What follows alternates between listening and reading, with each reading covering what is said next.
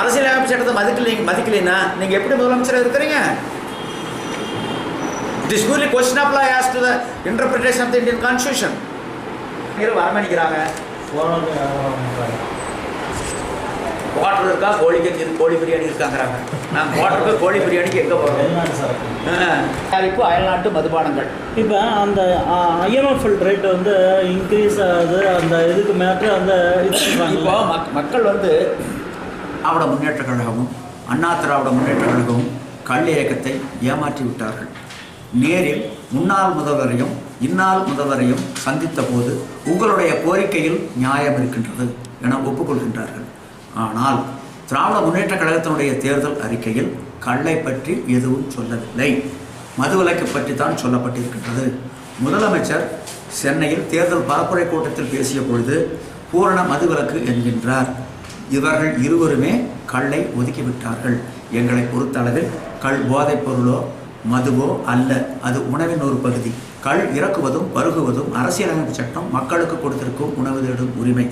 ஒன்று எங்களிடம் வாதிட வாருங்கள், இல்லையேல் கள் போதைப் பொருளோ மதுவோ அல்ல, உணவின் ஒரு பகுதி என ஏற்றுக்கொள்ளுங்கள். இதைத்தான் நாங்கள் கேட்கின்றோம். இதே மாதிரி எல்லா அரசியல் கட்சிகளும் எங்களை புறக்கணித்தால் தமிழ்நாட்டில் இருக்கக்கூடிய 234 தொகுதிகளிலும் கள்ள இயக்கத்தின் சார்பாக வேட்பாளர்களை இறக்குவதை தவிர எங்களுக்கு வேறு வழி இல்லை.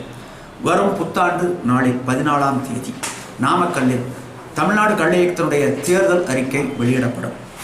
16ஆம் தேதி சனிக்கிழமை காலை 11 மணி அளவில் திருச்சி மத்திய பேருந்து நிலையத்தின் முன்பாக கள்ளை நாங்கள் சந்தைப்படுத்துவோம், மக்களுக்கு விற்போம்.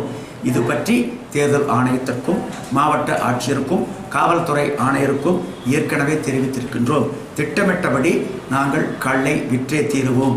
எங்கள் மீது தேர்தல் ஆணையம் இந்த அரசு நடவடிக்கை எடுத்தால் சட்டப்படி நீதிமன்றத்தில் எதிர்கொள்ள கள்ள இயக்கம் தயாராக இருக்கு. அதாவது ஒழிக்கப்பட வேண்டியது போதைப்பொருள், தவிர்க்கப்பட வேண்டியது மது, தடை செய்யக்கூடாதது கள். போதைப்பொருள் வேறு, மது வேறு, உணவு வேறு. தமிழ்நாட்டில் இருக்கக்கூடிய அரசியல் கட்சி தலைவர்களுக்கு புரிதல் இல்லாமல் இருக்கின்ற காரணத்தால் இவ்வாறு அவர்கள் பேசுகின்றார்கள். மது போதைப்பொருள் அல்ல. போதைப்பொருள் என்பது ராஜபோதை என்று சொல்லக்கூடிய ஓபியம் அபின், கஞ்சா என்று சொல்லக்கூடிய marijuana, பெத்தடின், heroin, brown sugar, cocaine, LSD இவைகள் தான் போதை பண்டங்கள். இன்னைக்கு மதுக்கடைகளில் விற்பவைகள் மதுக்கள். கள் உணவின் ஒரு பகுதி. இந்திய மருத்துவ ஆராய்ச்சி கழகம் புளித்தகள் புளிக்காத கள் இரண்டையுமே உணவு பட்டியலில் தான் வைத்திருக்கின்றது.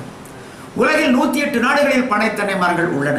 எந்த நாட்டிலும் கள் இறக்குவதற்கும் பருகுவதற்கும் தடை இல்லை, தமிழ்நாட்டை தவிர.